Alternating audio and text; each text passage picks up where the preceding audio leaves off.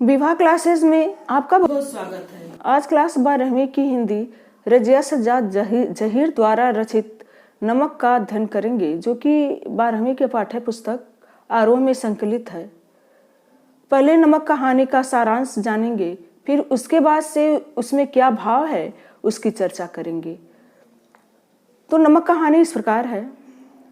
साफिया कीर्तन में कहीं गई थी। वहाँ कई सारी महिलाएं भी आई थी। उसमें से एक महिला साफिया के माँ से मिलती थी। बिल्कुल उसकी माँ जैसे ही भारी भरकम शरीर, आवाज और छोटी छोटी आंखें जिसमें इंसानियत और मोहब्बत की रोशनी थी। उसकी माँ जैसे ही सफेद मलमल का दुपट्टा ओढ़े थी, जो उसकी माँ मुहर्रम में उड़ती थी। साफिया बार बार उसकी तरफ देख रही थी।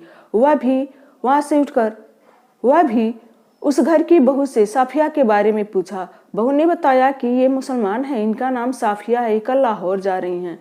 तो वह पंजाबी महिला उठकर साफिया के पास आ गई और बात करने लगी। बातों ही बातों में पता चला कि वह लाहौर की रहने वाली है और अब यहाँ आके बस गई है। वह कही कि मेरा वतन तो लाहौर ही है जी। वहाँ के लोगों की, वहाँ के खान पान की, वहाँ के रहन सहन के, लोगों के स्वभाव के बारे में भी वो चर्चा करने लगी। इसी में उसकी आंखों में आंसू भी आ गए। साफिया चलते समय कहा, मैं लाहौर जा रही हूँ, अगर आपको वहाँ से कुछ मंगाना हो तो आदेश दीजिए। पंजाबी महिला ने कहा कि अगर आप मेरे लिए कुछ लाना ही चाहती हो तो पाकिस्तान से नमक ले आइएगा। साफिया को लाहौर आए 15 दिन हो गया। 15 दिन कब खत्म हो गया उसे पता ही नहीं चला। दोस्तों की मोहब्बत, 3 भाइयों की खातिरदारी और जिमखाना की शामें। अब उसको हिंदुस्तान आने का समय आ गया। कोई दोस्त उसके लिए कुछ तोहफा लेके आ रहा है, कोई कुछ तोहफा लेके आ रहा है। वह अपना सामान पैक करने लगी। उसके सामने सबसे बड़ी समस्या यह थी कि नमक का एक पैकेट वो कहाँ रखे, जिसको कि भारत ले जाना गैर कानूनी है।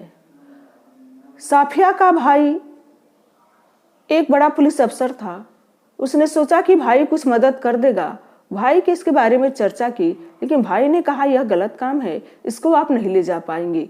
साफिया के बार बार कहने पर वह कहा कि आप कस्टम से नहीं बच पाएंगी और आपके साथ साथ हम लोगों की भी बदनामी होगी, कानून होते हैं इसके लिए।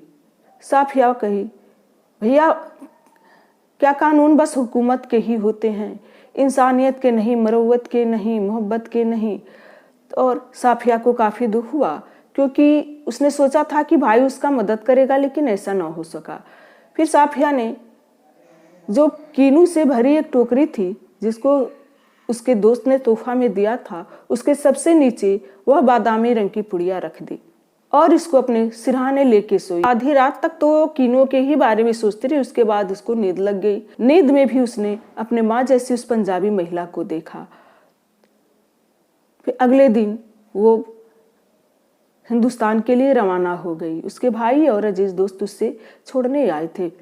जब वेटिंग रूम में वो चाय पी रही थी, उसका सामान कस्टम जांच के लिए जाने लगा, तो वह सोची कि मोहब्बत का यह पैगाम वो चोरी से नहीं ले जाएगी। झटपट उसने कीनू की टोकरी में से वो नमक का पुड़िया निकाला और अपने पर्स में रख दी और अब कस्टम अधिकारी के पास चली गई। कस्टम अधिकारी से पूछा, आप कहाँ के रहने वाले हैं? कहा, मैं हिंदुस्तान का रहने। आप भी तो वहीं की लगती, आप भी तो हमारे तरफ की लगती है, इधर अपने जीजू से मिलने आई होंगी। वो बताई, हाँ मैं अपने जीजू से मिलने आई हूँ। उसके बाद नमक की सारी कहानी धीरे धीरे उसने बता दिया। कस्टम अधिकारी बोला कि मोहब्बत तो कस्टम वालों से इस तरह गुजर जाती है कि कानून भी हैरान हो जाता है। नमक देते समय उनको कहिएगा कि लाहौर आज भी उनका शहर है और दिल ही मेरा, बाकी सब रफ्ता रफ्ता ठीक हो जाएगा। साफिया ट्रेन में बैठी और ट्रेन रवाना हो गई। उसको पता ही नहीं चला कि कब लाहौर बीता और कब अमृतसर आ गया। क्योंकि जमीनें एक जैसी थी, आदमी एक जैसे थे, ज़बान एक जैसे थे, लिबास एक जैसे थे, गालियां भी एक ही जैसे थी। लोग एक दूसरे की नवाज रहे थे। मुश्किल यह थी कि दोनों के हाथों में बंदूक थी। अमृतसर में हिंदुस्तान की पुलिस ट्रेन में चढ़ी और सामान की जांच होने लगी। साफिया के सामान की जांच जब हो रही थी तो उसने कस्टम अधिकारियों को नमक के बारे में सब कुछ बता दिया। वो कस्टम अधिकारी बंगाल के रहने वाले थे। वे साफिया को अपने दफ्तर में ले गए और अपने रुमाल से कुर्सी झाड़कर बैठने की तरफ इशारा किया तथा पुलिस वाले से चाय मंगवाई और बातों ही बातों में बताया कि मैं भी ढाका का रहने वाला हूँ, और एक किताब निकाला जिसको कि उनके दोस्त ने प्यार में दिया था। साफिया नमक की कहानी सब धीरे धीरे बता दी। पुलिस अधिकारी ने नमक का पैकेट उठाया और अपने हाथों से साफिया का पर्स खोल के उसमें डाल दिया तथा पर्स खुद अपने हाथ से लेके चलने लगे। आगे आगे चल रहे थे, साफिया पीछे पीछे। जब साफिया सीढ़ियों पर चढ़ रही थी तो नीचे ही रुक गए। जब साफिया ने पीछे मुड़कर देखा तो साफिया ने देखा कि वो अधिकारी सिर झुकाए सबसे निचली सीढ़ी पर खड़े हैं। साफिया समझ नहीं पा रही थी कि किसका वतन कहाँ है। वो जो खड़े हैं उसके उस पार या उसके इस पार। इसका मतलब यह है कि साफिया सोच रही थी कि किसका वतन कहाँ है, मतलब ये जो जहाँ रह रहे हैं यह उनका वतन है या इनका जन्म स्थान जहाँ है, जो शहर आज तक इनके दिलों में बसा है, वह इनका वतन है। कहानी यहीं पे खत्म होती है। अब कहानी में क्या भाव है, क्या प्रश्न हमारे सामने रखता है, इससे क्या उम्मीद की जा सकती है, इसके बारे में थोड़ा जानेंगे।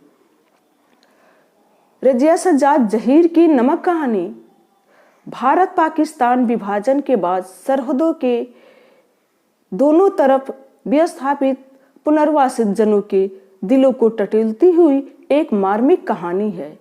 और इसी टटोलने की कोशिश में ये पता चलता है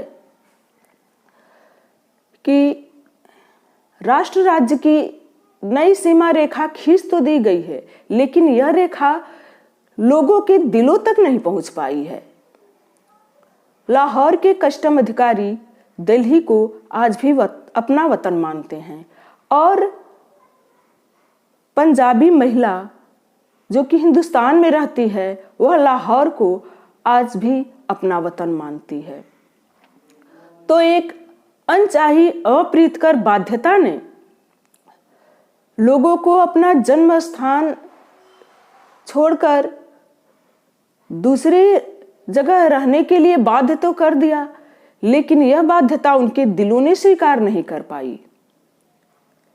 लाहौर के कस्टम अधिकारी का यह कथन बड़ा ही सारगर्भित है कि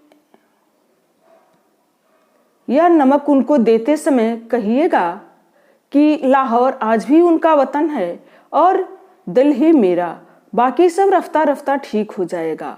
अब प्रश्न यह उठता है कि क्या मजहबी सरहदों के आर पार फेंके गए लोगों के दिलों में अपने वतन को लेकर जो प्यार है वो आगे आने वाली पीढ़ी के दिल में भी रहेगा, और तब क्या सब रफ्ता रफ्ता ठीक हो जाने की उम्मीद की जा सकेगी? यह कहानी हमारे सामने एक अबुझ पहेली खड़ा कर देती है। यह कहानी साधारण एक नमक की ही कहानी नहीं है, बल्कि मजहबी सरहदों के दोनों तरफ विस्थापित पुनर्वासित लोगों के दिलों में अपने वतन को लेकर नमकीन मिश्रित प्यार की भी कहानी है। धन्यवाद।